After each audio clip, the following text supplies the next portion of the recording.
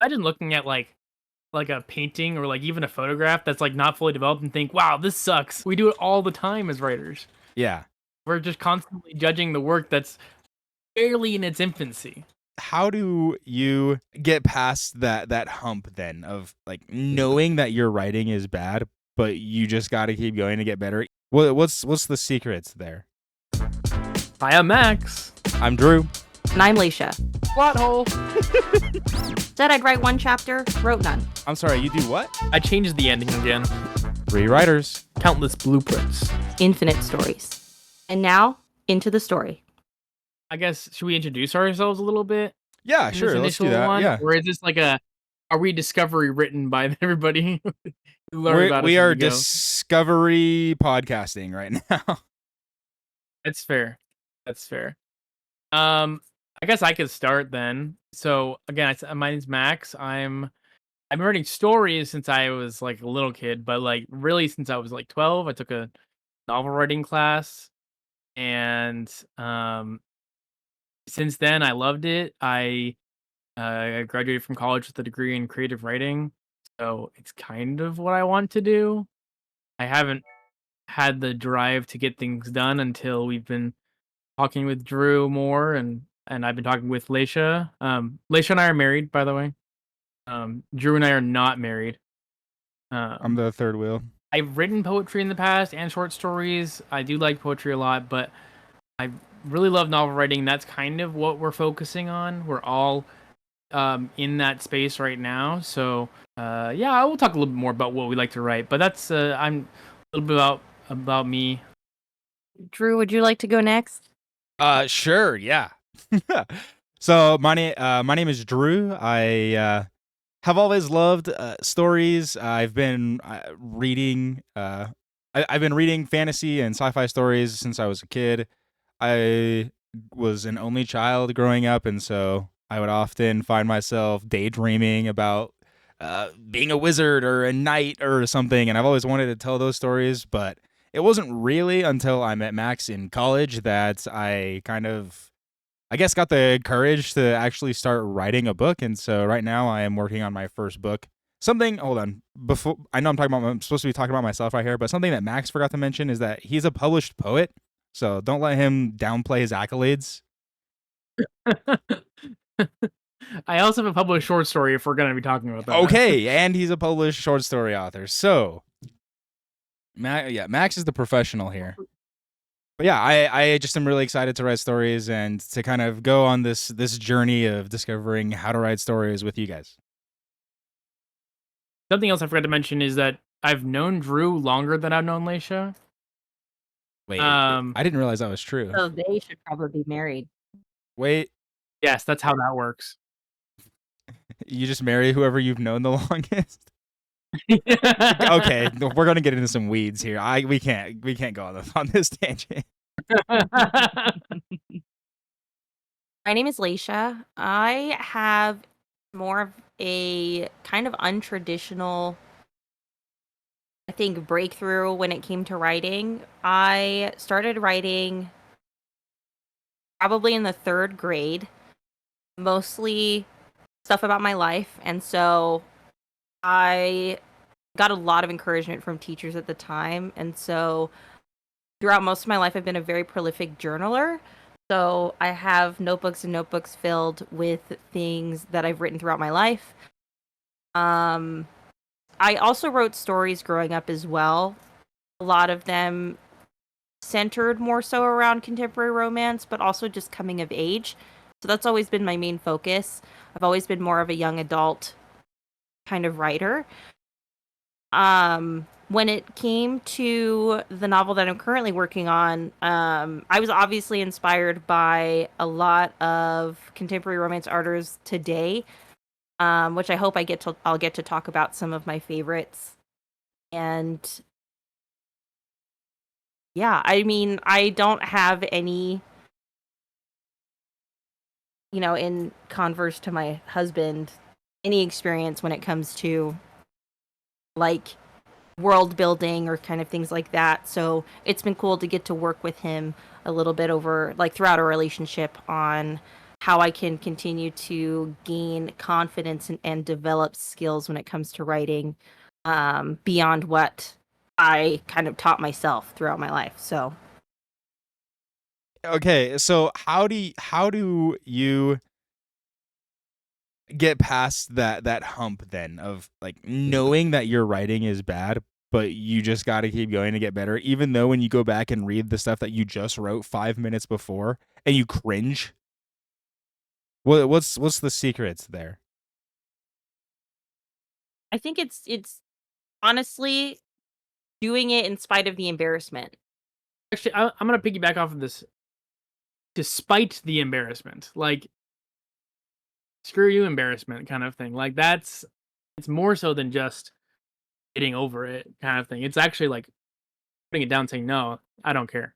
You have to embrace it. Which we Yeah, which we've learned a lot about. I think like I actually have been working a lot on my own internalized shame when it comes to my writing. And a lot of the time that has been one of my biggest obstacles and boundaries to really like committing to writing and completing a story, I would say. Um and a lot of it is really just identifying those negative voices and looking for champions. Like um I think that that's also I think a great or a great way that the three of us are able to work together is we can champion each other's writing.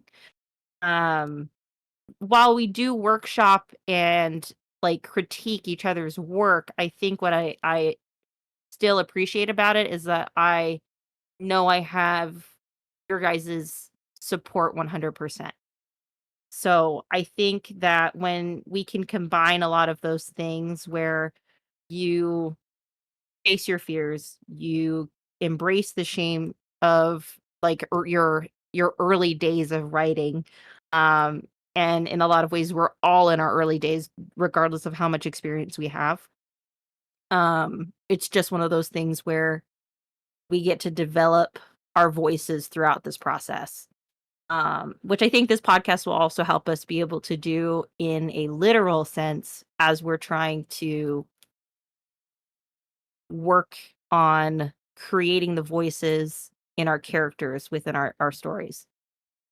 We actually, Leisha and I have been bad about it, but we need to work. We're working on this. What would you call it? Like a writing recovery course, creative recovery course. It's called the Artist's Way, and basically, like one of the things they had us do was identify like that kind of negative voice within us, the one that tells us that we can't do it.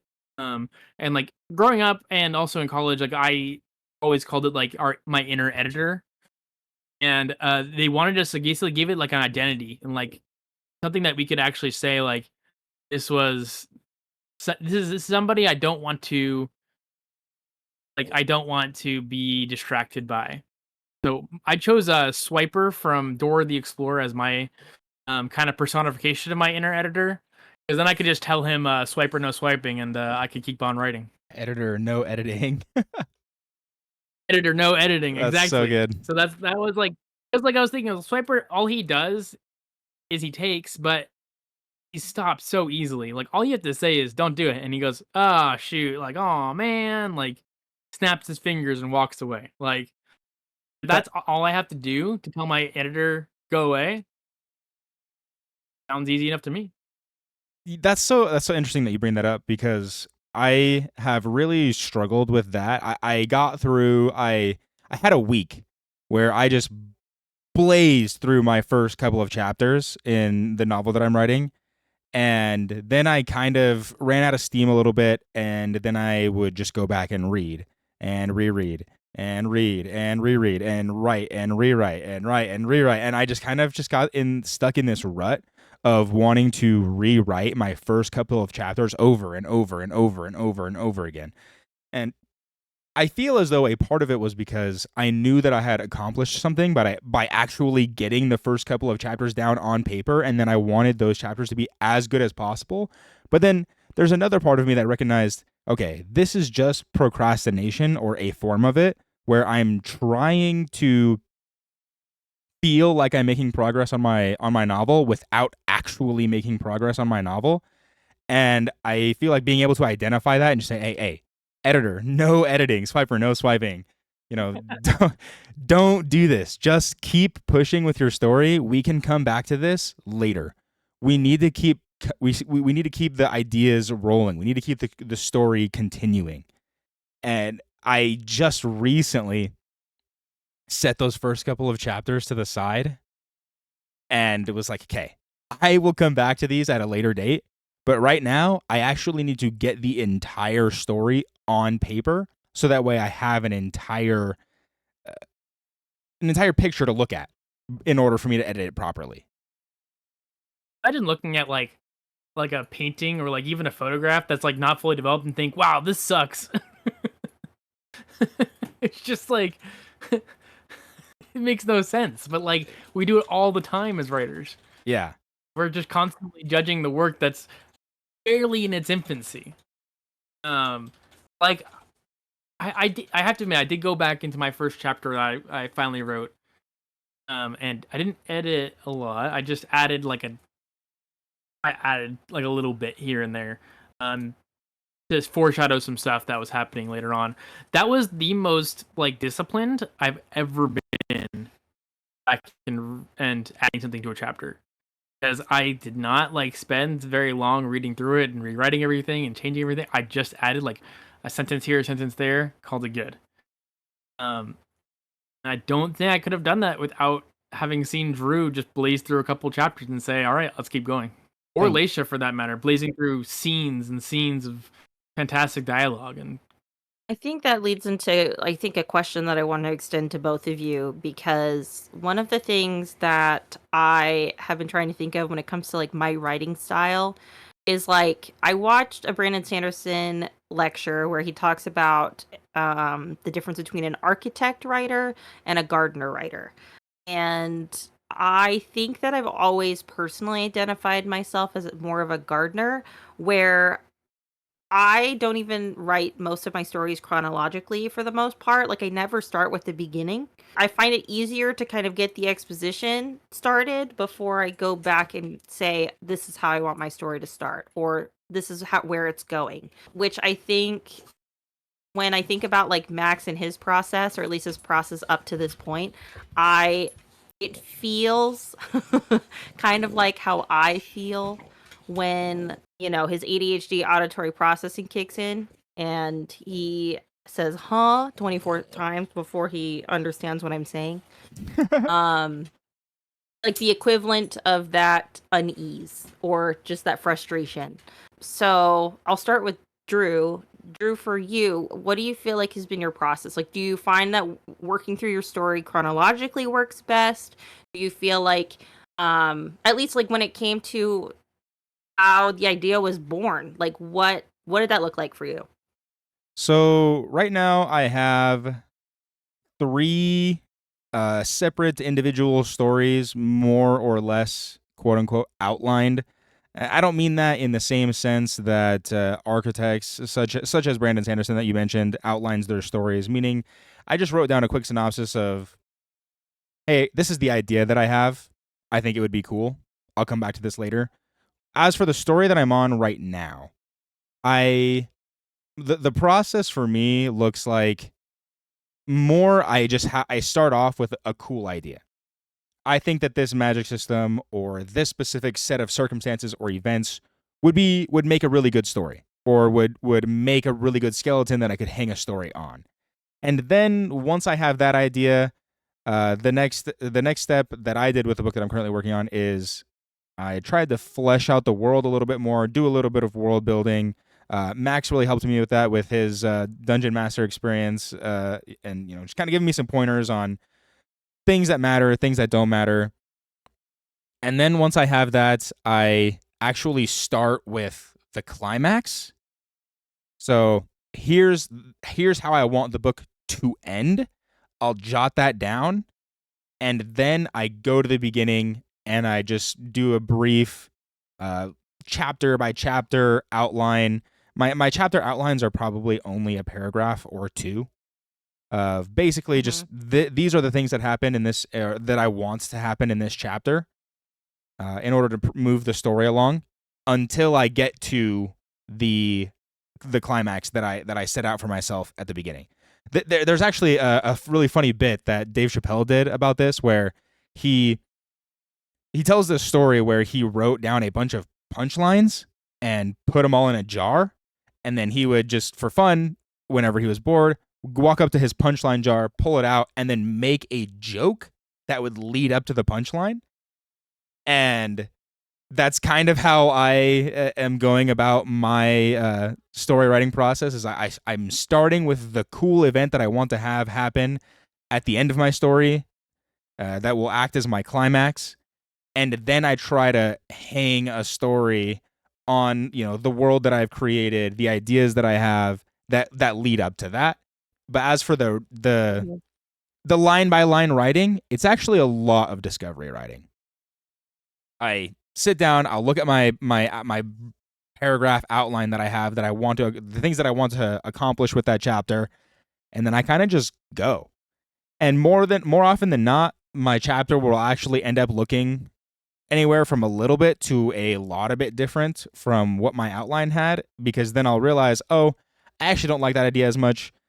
And I like this idea that I wrote down just now a lot better. And so that's kind of where I'm at right now, where I have a loose structure that I try to follow, but then I don't take it too seriously once I actually sit down to like write, because I want the story to, I guess, be, I want the story to reflect, or I want the stories to just be like fun and cool. And so right now I'm just writing down the things that I think would be fun and cool. And then when I go back, I'm sure I'll change a lot of it, but that's kind of my process right now. Mhm. I like that like there's a method to it, but I think that something that I think a lot of great writers will do is exercises like that where they'll go based off of something. For some reason the thing that comes to mind right now is like, as someone who used to draw, like there's this thing called Inktober. And so throughout the month of October, there are themes, and you basically make a drawing based off of those themes. And what I would used to do from the writing perspective is I would take those themes for the month of October and every day write a short story based off of it. So those are exercises, like if you can make it a tool to flesh out your story, I think that that keeps it fun and fresh. So I think that that's definitely a good way to achieve your goal. Max, what does your process look like right now? I know that in the past you've said that you thought of yourself more as an architect. Is that still the case with the story that you're currently working on? So so I'll give a little background about that. I started off like the first novel I ever wrote, like I said, I was 12. I never actually wrote it beginning to end. And looking back on it, like it was discovery writing. Like, I had an idea. It was a great idea too. There are dinosaurs living in Bryce Canyon, Utah, underneath the ground, and they speak too. It was great. And everyone's name was like, my main character's name was Archie O. Logie. Wait, that's so good. Yeah, and his whole family was like Lodgies. Like they had like, I think his son was Astro O Logie. It's a family Which, name. looking back on that's astrology, not astronomy like I thought it was when I was 12. It's very different. Um, the bad guy was named Riddle Me This too. Mm, very very clever. Anyway, that was like discovery writing, and then for years I became an architect where I would just design stories and just design these crazy worlds and magic systems, and I built, and like the one I built up the most ended up with like, at this point we're probably closing in on like 20,000 words of just notes. And I tried to write the story a couple of times and I couldn't get past chapter 1. I couldn't get more than a couple paragraphs in. I just felt like it was not going anywhere. And then this time around, when I'm finally like deciding it's time, I need to write, and I need to write for me. I'm not writing for a class anymore. I'm not writing for anybody else. This is for me. Um, I had an idea and I fleshed it out, and then I just decided just to start. And so it's like I have a hard time writing the middle of stories. I know what the end looks like. I know often what the beginning looks like. It's that middle part that that I have a hard time with. But all of a sudden, like as I started writing just with the intent of finishing, I discovered that like I learned what the middle was gonna be right in my first chapter as I was writing. So right now, I would consider myself a gardener. Like I just want to just write it out and it'll come. And I don't want to be afraid of that anymore. The thing that immediately came to mind is like when people go to AA and are trying to like work through the process of sobriety. I feel like that has been what I've seen Max go through from an architect perspective. Jeez. Um, Yes, I am an architect addict. Architects Anonymous. Architects Anonymous. Um, that's a great episode name. Architects and That is really good, actually. And it is really good.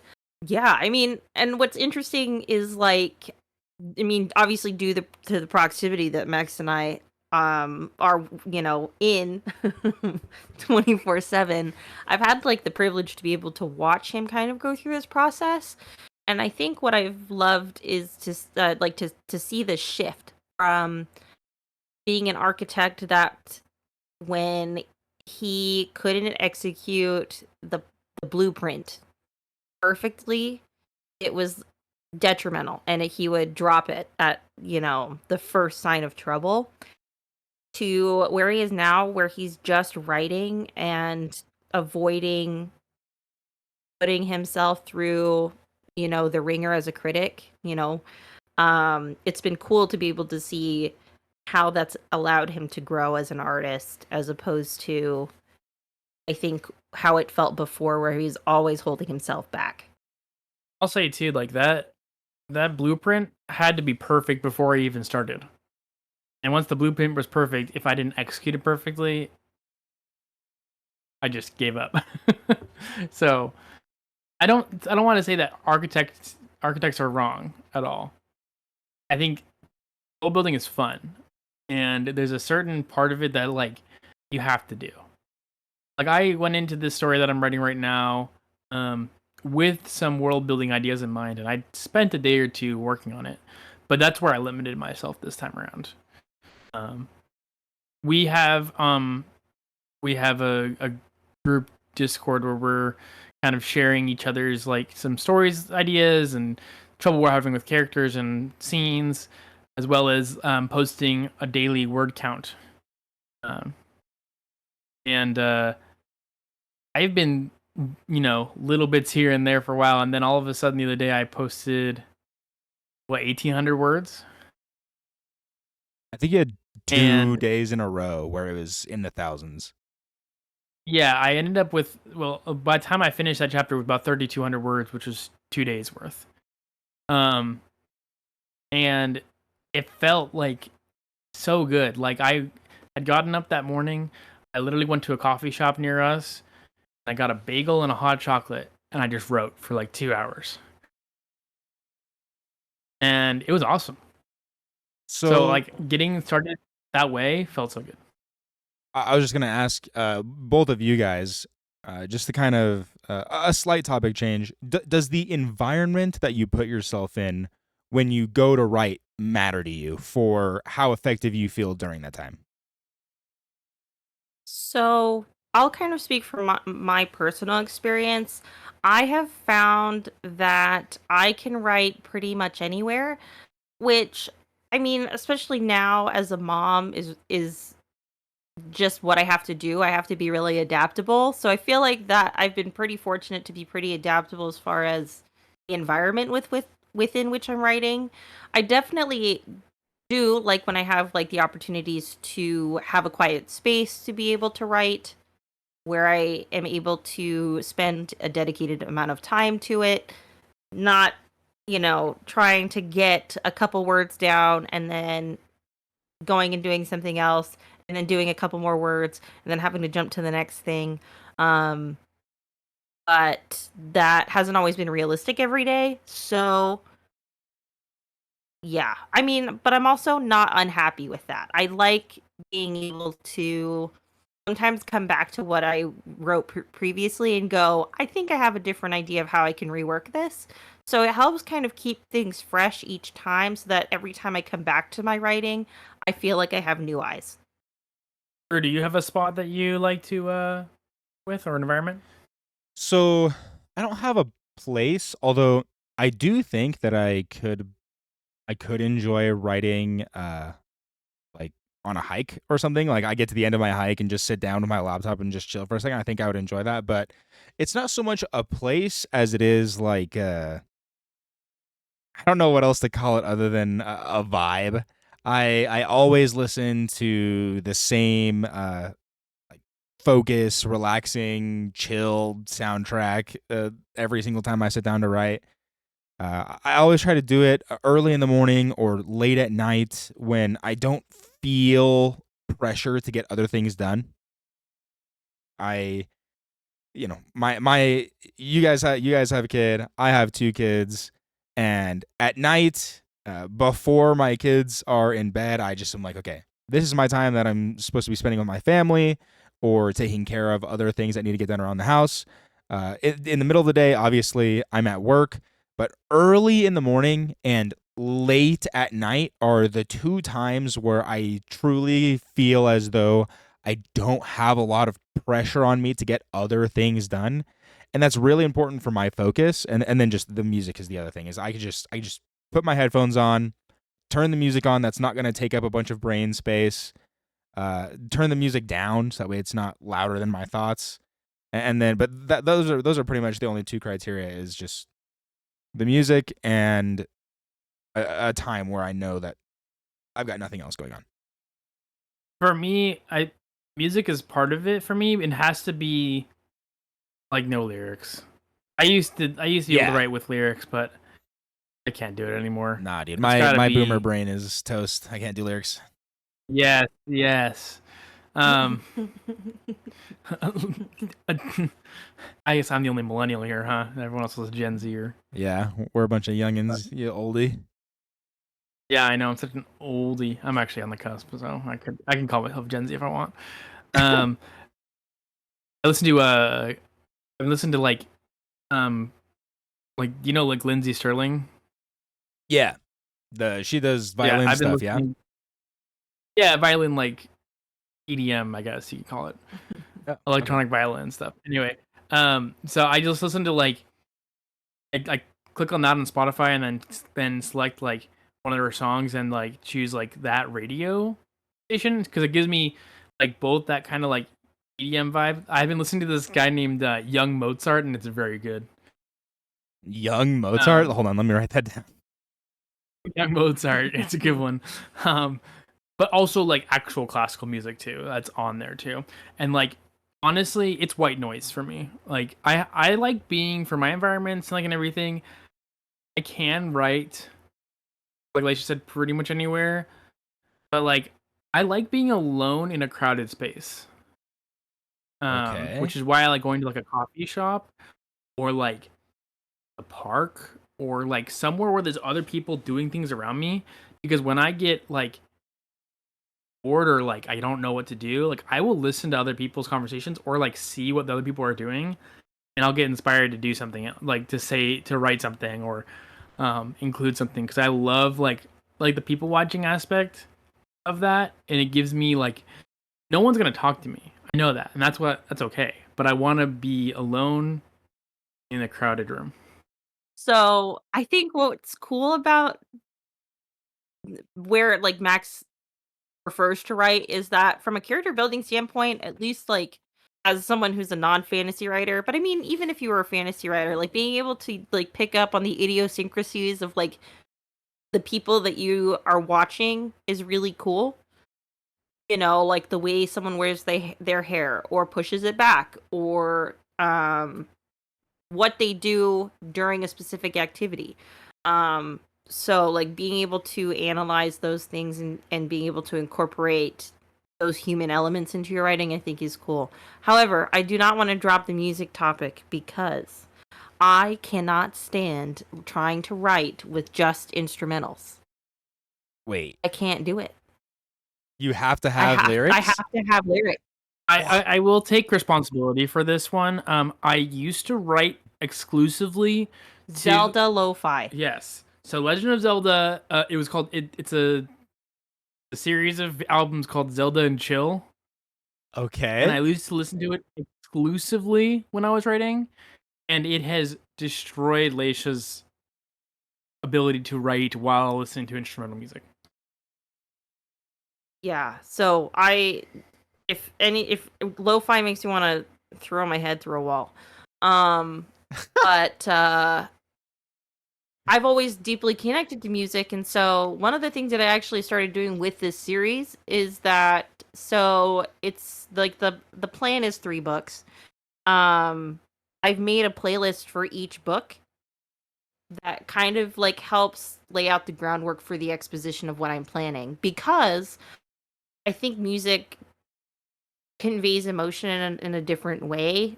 And obviously, I think with our writing, we can also convey those similar tones and tension and things like that.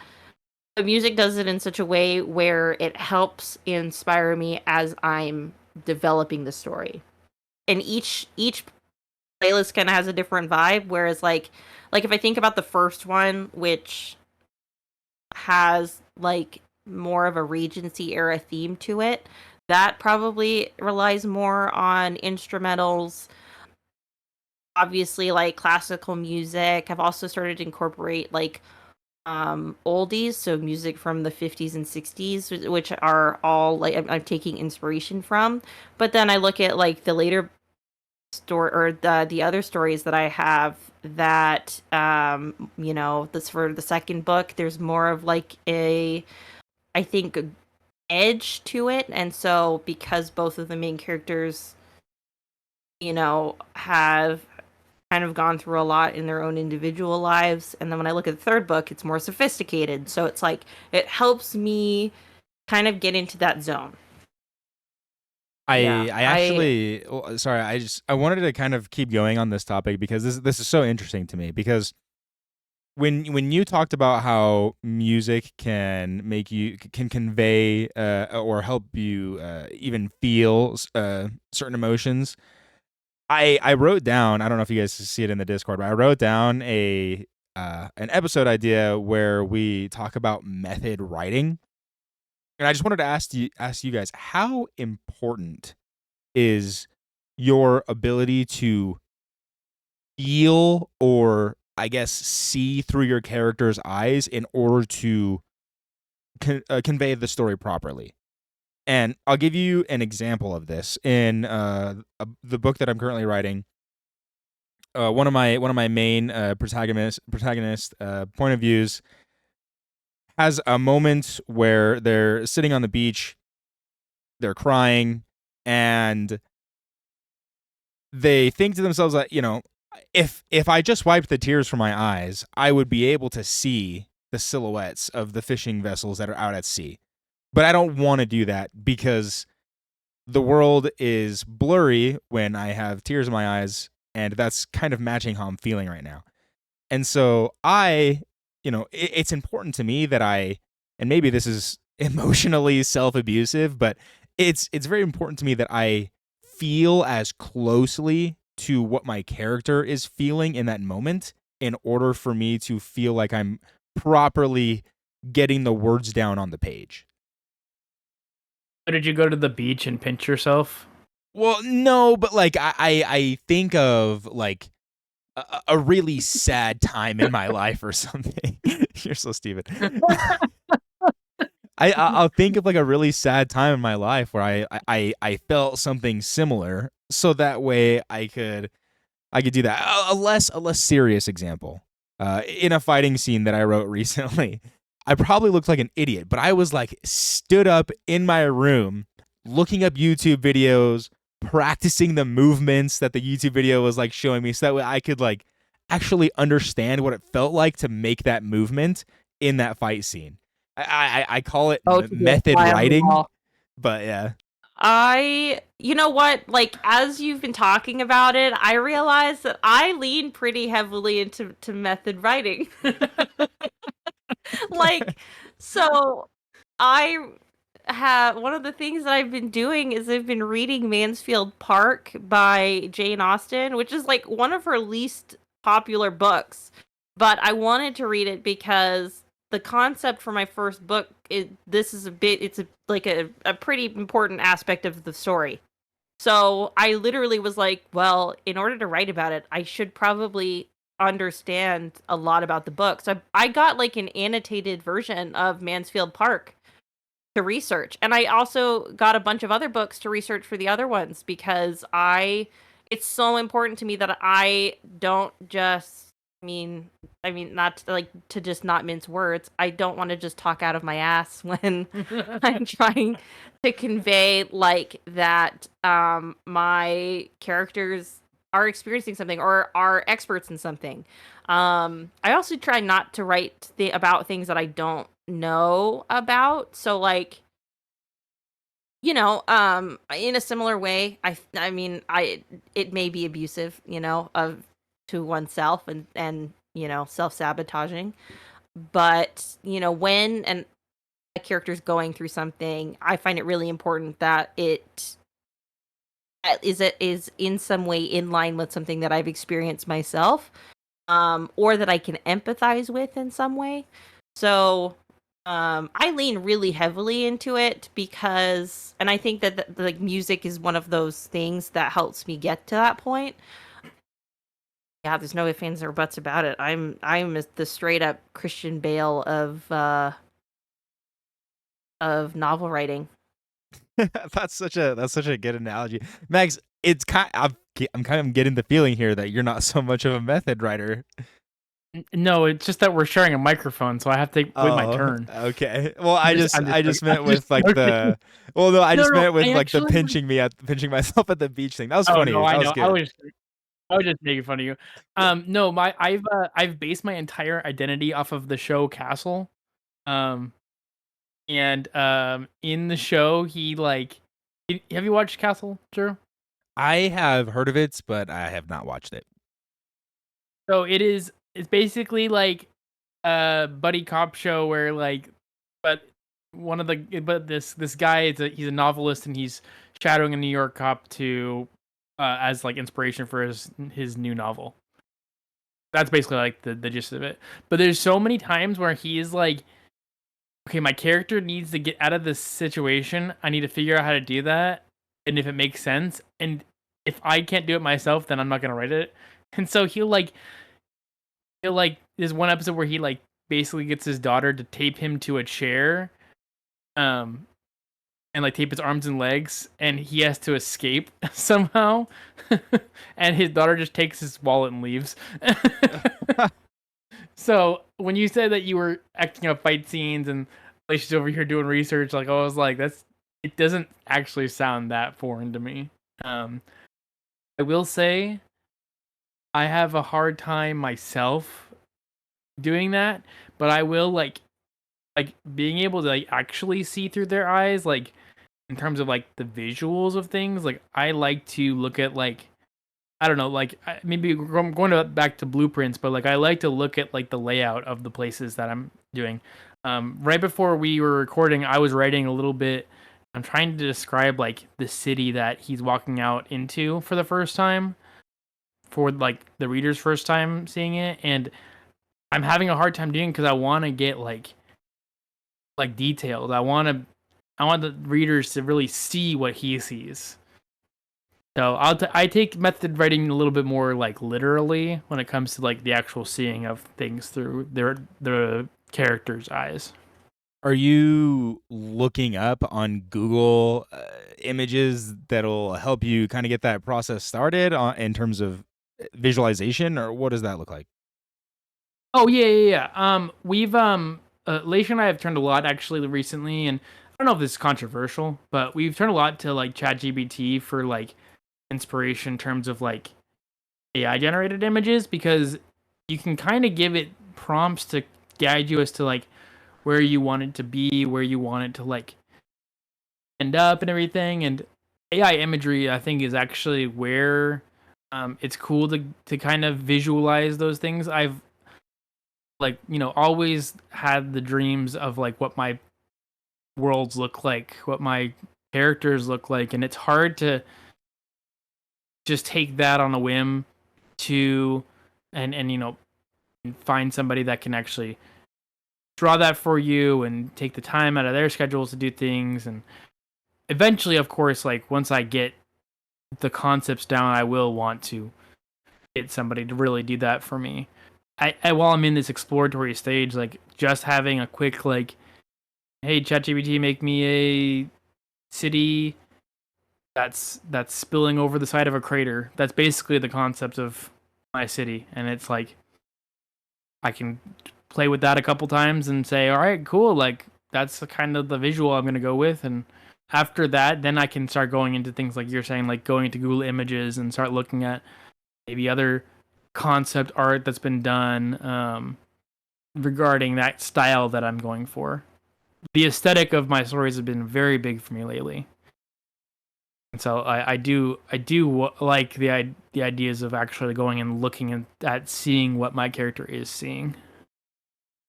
It's interesting that you bring up using AI because I don't know how much time you guys spend on in writing social media circles on Reddit or Twitter, or X, whatever the heck it's called. But there kind of seems to be this visceral, like, outright rejection of the use of AI in writing. I definitely find myself falling into the category of not wanting to use it just because I don't know, it comes with an icky feeling like you're cheating or something. I don't know. But when it comes to AI generated images in using those as an assistance to help you kind of just have something to reference when you're still in the idea phase, the creation of your story phase. I often find that those images are not quite what I'm like picturing in my mind. Uh, for whatever reason, the actual visualization of my stories, for me at least, it is so much. Uh, I'm able to just remember and like visualize it in my head a lot more than what AI can produce. But I do like the concept of using it for helping you get started when you don't exactly know what you want. I can definitely understand like the just high levels of skepticism around AI for sure.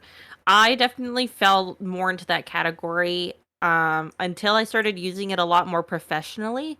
Like as someone who has to write emails and disciplinary write-ups and all kinds of things when it comes to like getting like my day in day out tasks, having something like AI has been super helpful in just being able to like give it information, um teach it things, and then be able to be fed that information in like a consumable way. um and as it's kind of related to writing, I think for me what it's kind of helped me be able to convey a little bit better is specifically character building and designing my characters. So like I have general ideas of kind of what I want the character to be like, but sometimes I don't always know like what a mannerism would specifically look like for that kind of person. It's almost as if like you were given a picture of a character, but you've no idea, like you wouldn't know like what their gait looks like, or if they wear glasses, like what are they cleaning their glasses with? Are they an organized person who carries around something like a cloth, or are they someone that's just gonna like hopefully they're wearing the right shirt to do it and not just smudge them more. So it's definitely helped kind of more in those character building moments where I'm struggling to work toward something. But I definitely understand the skepticism, and I can also understand like the perspective of it could be like seen as quote unquote cheating. But I think that something that's important to keep in mind is when it comes to building your story, like every story needs infrastructure, and I think it's just another tool that's at our disposal to be able to build upon our ideas. And I think as long as it stays within those bounds, I think it can be really helpful. But there's definitely a point of no return. And just to go off of that too, like the way we use it is more of like an advanced search engine. If I wouldn't say to any writer that they Googled how to do something, or like the other day I was having trouble. My character was getting offered a deal by some big like business tycoon. I didn't know what the business was. I didn't know. I didn't have the idea of that, so I just kind of plugged it into ChatGPT and said, "Hey, this is the situation my character is in right now, and he's got this business mogul. What does the business mogul do? Like, give me some ideas about that." And that generated a couple of ideas that I could have just Googled. I could have just Googled businesses, but because it kind of gave me into a bite-sized portions where I could actually like digest the information and look into it a little bit deeper, I was able to choose something from that to go off of. I think there's also a sense of relief too of using it as that like advanced search engine where it's like, I could go out and forage, and live off the land, but I could also go to the grocery store, So there's That's like that's such a good analogy. there's like ChatGPT is delivered groceries, okay, and Google is just going to the grocery store and finding what you want. it's going to Walmart and Walmart Plus. So, I respect those who forage for their story ideas and for like the ways that they are able to organize their stories. Like power to them, but I think especially when I'm like really struggling and like I feel like throwing in the towel, just being able to sometimes bounce ideas off of ChatGPT. Mind you, I feel like I've developed such a friendly relationship with ChatGPT up to this point that it's nice to be able to have like sometimes something that's uninvolved. So like I know I can go to you and Max if I want like critique or criticism, but if I just want to be hyped up to be hyped up sake, I'm gonna go to ChatGPT. No, that's so funny that you brought up a slight tangent. That's so funny that you brought up that you felt like you had developed a good relationship with ChatGPT, because I definitely use like please and thank yous all the time when I chat with ChatGPT, just in case it does take over the world one day. I want it to remember me as like the guy who was kind and polite to it. It's like I don't know if you've watched Rick and Morty. I have not. She's gonna a Rick and Morty tangent. Anyway. Oh, you're talking about the robot? Yeah, the dog episode. Oh, no. No, I'm talking about the dog episode. Basically, there's an episode where like all of the dogs become sentient. There's this infamous quote which Max and I will repeat to each other. It's one of our vocal stems, where are my balls, Morty? Insinuating he's been neutered. So. Yeah. Where she's going with this is that later on the dog he keeps Morty as a pet late when they take over the world because Morty was kind to him. Yeah. So yeah, I just want AI to remember me as the guy who said please and thank you to it, even though I didn't have to. Do we want to go into our weekly word count segment? Talk about some of the. We should probably do that, right? Yeah. So welcome to our weekly word count segment, where we check in, kind of with each other, as well as I guess you guys to see where we're at in writing our stories this week. Leisha, I think is ready to go. I need to gather this number. Oh, never mind. She's gathering information. Oh yeah, everybody pull out the calculator real quick. For this week, I actually I have not written that much. I've written only what I wrote today, which is about 300 words or so. I've been a little bit rough this week, but I got such a great start from last week. I'm feeling okay, even though that's all I've written so far. I'm feeling okay as to like where I'm headed. I started chapter 2 today, and I'm excited to see where it goes because I still don't know where it's going. I should say that I'm writing a um, fantasy detective fiction, so I do need to think a lot about what my mysteries are because at the moment I have the great setting, I have the great start, and I am about to my character's about to find out what he needs to do, and I don't know what that is yet. Hey, I mean, it's a mystery to you too, then, right? So you're experiencing the book in the Yeah, same way we would if we were reading exactly. it. While I'm working on book 3 at the moment, I just kind of go back and forth between the books as I feel as I feel compelled. And since I'm doing research on book 1, I want to focus on writing something else to kind of bring my head back above water. As far as like actual story writing, I got 912 words this week. But I did flesh out a character outline that I had been working on, and that was 2,390 words. So, in total, it was 3,302. This week I wrote 1,655 words. Most of those words were in chapter 4, a chapter where I introduced the first female protagonist POV that I've ever written from before, and it's not that not that writing from a female protagonist POV is like complicated or confusing. I just think that I'm overthinking it, and so I've had to ask my wife, "Hey, do these sound like realistic thoughts that like a woman would have, or realistic reactions that a woman would have?" And she was just like, "Honey, you're definitely overthinking this. Like, just women are people too." And I just was like, "Oh yeah." Well, I was gonna say something that I actually listened to from another podcast called Man Enough was they talked about like how women have the ability to talk about masculinity because it's something that they experience like regularly. So I think we sometimes think that, you know, we are the experts on our own experience, but oftentimes it's actually the people who get to witness it that are the experts. Does that make sense? Yeah. So, as a man who has witnessed female behavior, I think you're doing just fine. Thanks. Thank you all for listening. This has been the Word Builders. I almost forgot our name.